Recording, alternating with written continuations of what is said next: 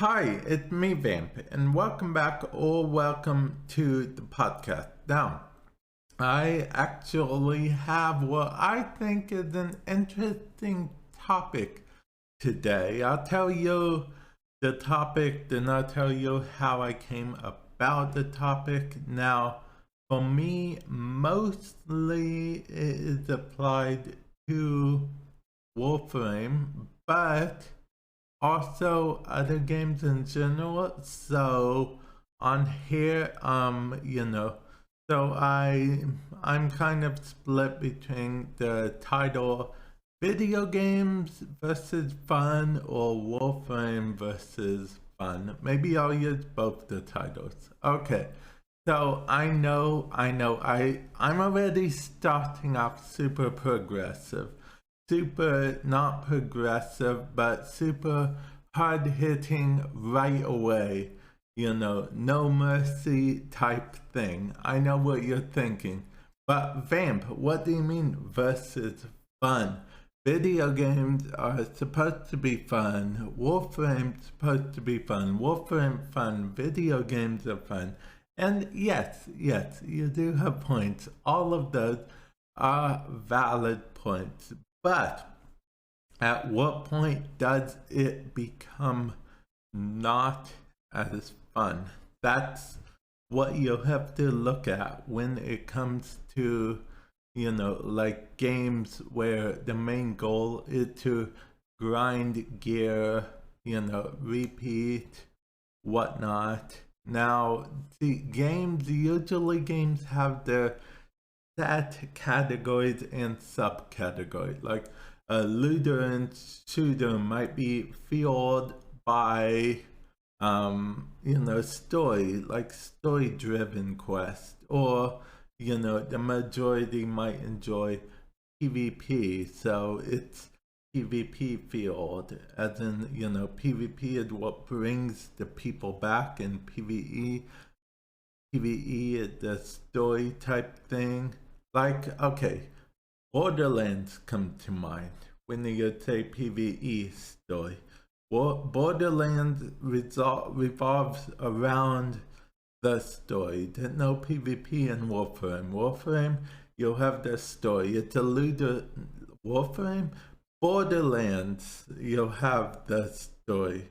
It's a looter shooter. Man, that was a big Freudian slip, as it were, if it really was that.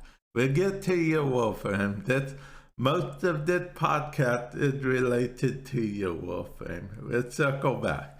But yeah, Borderlands. Borderlands is mostly about the story. And then you'll have your whole not story part. You'll have the whole looter shooter aspect of it, but it's a story driving everything. You get better gear so you can beat the baddie, so you can get better gear, so you can advance the story, so you can get better gear. On and on, rinse and repeat. Borderlands had its own formula. When it first came out as an indie game way back when, it was supposed to be a one-off, but people liked it so much it became a hit game. Now Destiny's interesting.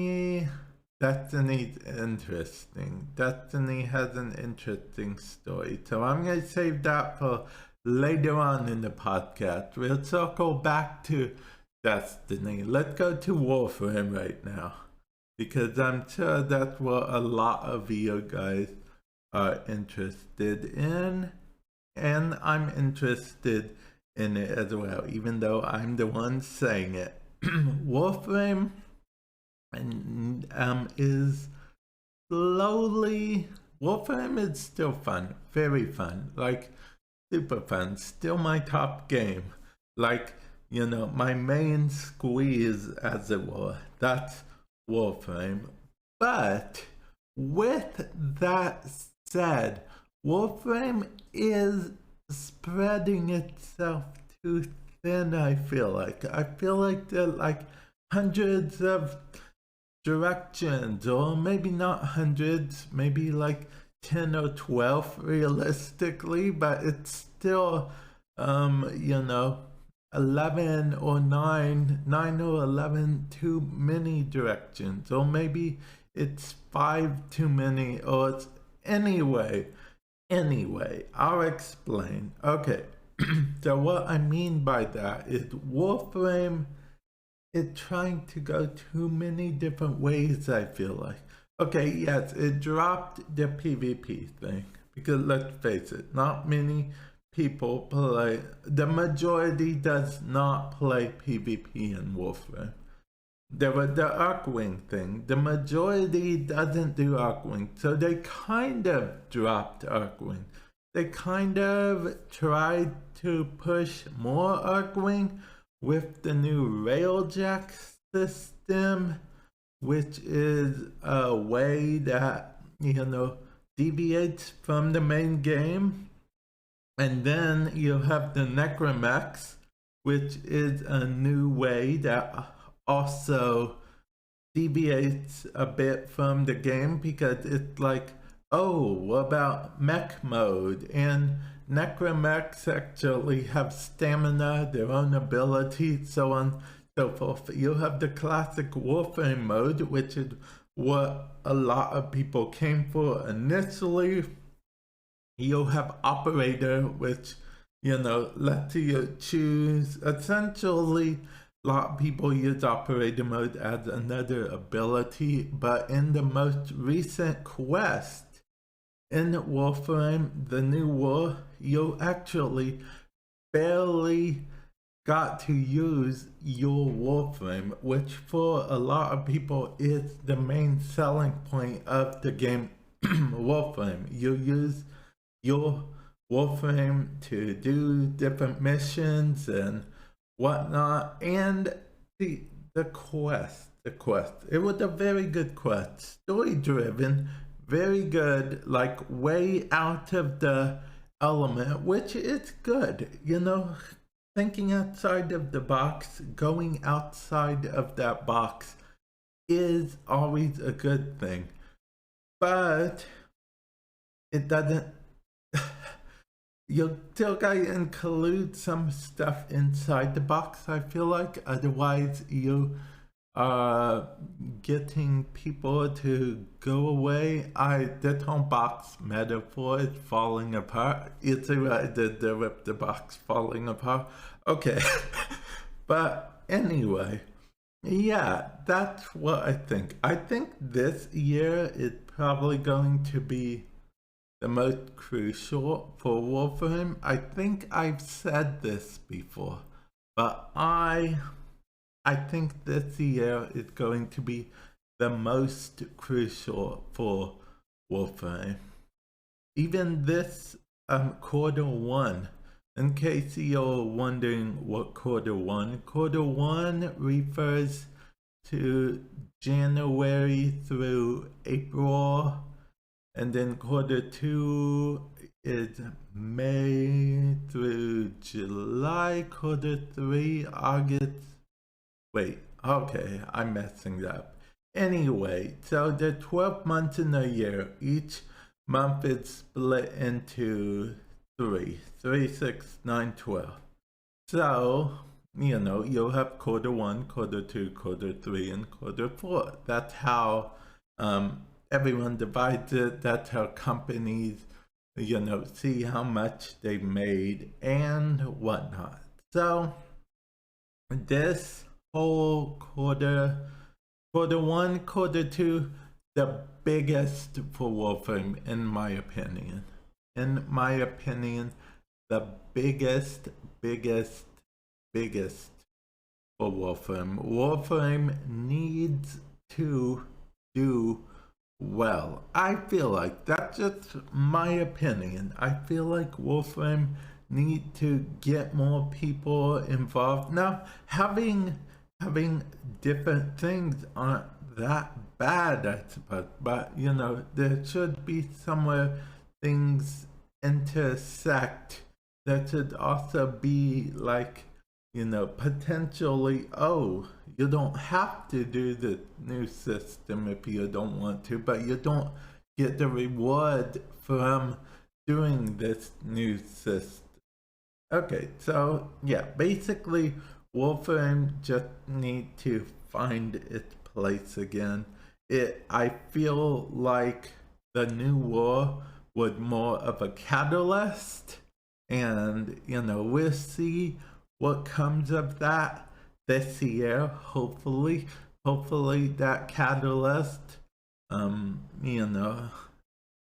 does what a catalyst does. It has in all the makings for Warframe to evolve, and like I said, Warframe's my main squeeze, so I really hope it does rise to the occasion.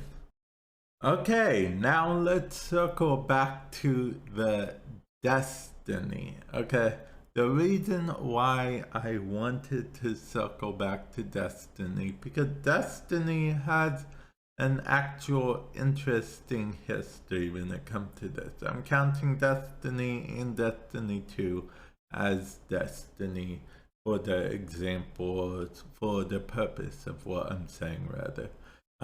Okay, so in Destiny 1, PvP was the main thing. It was, in Destiny 1, you looted, you shooted, there was some story, but there really wasn't much of any story. It had to do with a whole lawsuit writing, the lead writer in the lawsuit, and basically they didn't know what they could use or couldn't use without getting sued, so they didn't use a law, and then there we go. But we got our strikes, we got our loot. For the most part, everyone was happy and whatnot. Then the Taken King dropped, which was, one would argue, the first good expansion in Destiny 1. It brought the Taken, it brought a new story, it brought lore, it brought everything people wanted. It was amazing. I loved it. It was so awesome. It brought Taken armor, Taken shotgun. It was brilliant. People were taken with the whole DLC. You see what I did there? Yeah, okay.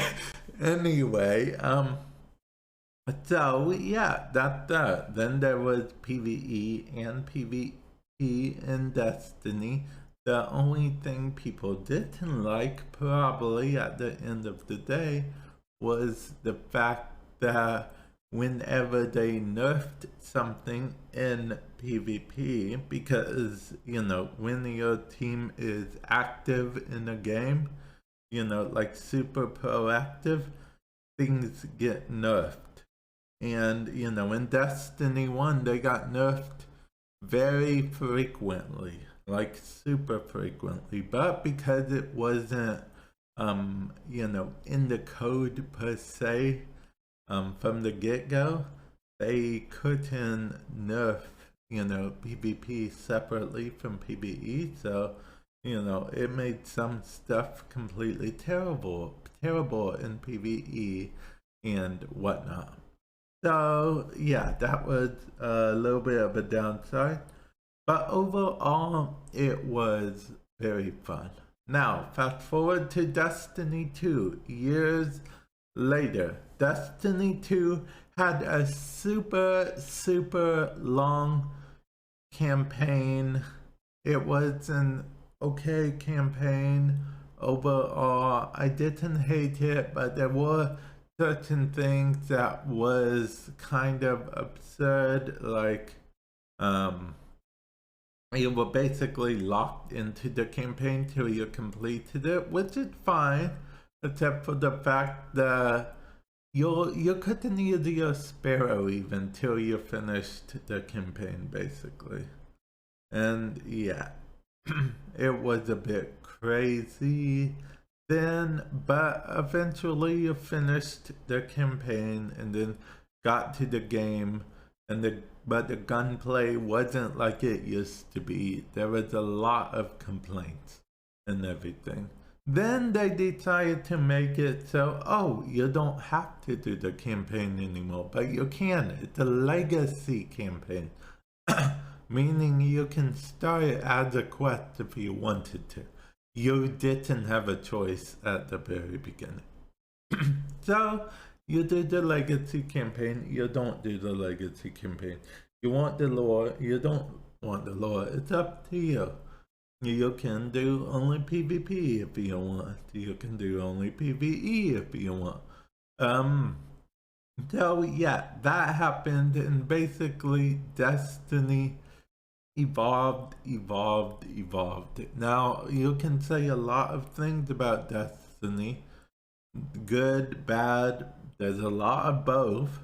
But Destiny has been evolving. I feel like for the most part, does do feedback overall what people want. I mean, people still play it after years, so that's gotta mean something. Just like people still play Warframe after years. People still play Borderlands after years. These are games, 2 of the 3 games I mentioned in this whole podcast are actually online games. So that kind of makes it, I don't know, more impressive, less impressive. And both Warframe and Destiny are pseudo MMOs, I guess. MMO-like. Okay, I know technically they might fall under the MMO category. I don't really feel comfortable calling them MMOs because they're missing that whole massive multiplayer aspect for MMOs. But you know, let's not talk about that. So basically, if I rounded everything up that I've been talking about for the past however long I've been talking about stuff, I would say that this whole thing versus fun, I'm old-fashioned, I guess. I want my video games to be fun, and I will give feedback as I see fit to hopefully make the video games more fun. Destiny, if I had to pick any feedback, it's probably that they lock everything behind a paywall, but that's just my 2 cents on that. And maybe nerfing is a little too heavy-handed. I mean, if I'm going to be paying for some ultimate weapon, I want it to feel ultimate. That's just my opinion. Borderlands, if I had to give any feedback on, well, Borderlands is different. Borderlands is one of those games where you expect a new boss to fight every so often, but other than that, it's just like hang with your friends, get ultimate loot drops, be excited, rinse and repeat. So Borderlands for the most part gets a pass. Not sure how I felt about the story mode, especially that new what's-her-face character. Yeah, but anyway, Borderlands kind of gets a pass with that. Also, Tiny Tina's Wonderlands is coming out, and I have very high hopes for that game, okay? If you're watching this, Gearbox, don't disappoint me. Don't disappoint me.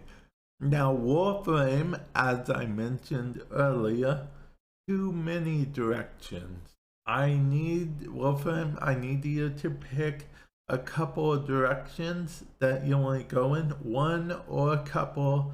You know, if you don't want to focus on 5, maybe focus on 3, like the top 3 directions, or maybe like 2 directions. Like, you know, I guess you can keep Railjack, but also integrate it more into the main game if you want, but don't force it upon people. I don't know. I'm sure you'll have ideas. I can't wait to see what happened. Like it said, I think this year, the first quarter and possibly the second quarter, most crucial times for Warframe as a whole. It's, in my opinion, it's its make or break point right here. And I hope it can make it, because I'd hate to break it. I don't know what that exactly means, but it rhymed, so hey. Okay, well, I'm gonna end the podcast here. Hopefully you guys all enjoyed listening to my ravings and ramblings and carryings ons. And yeah, till next time, I'll catch you guys in the future. Later.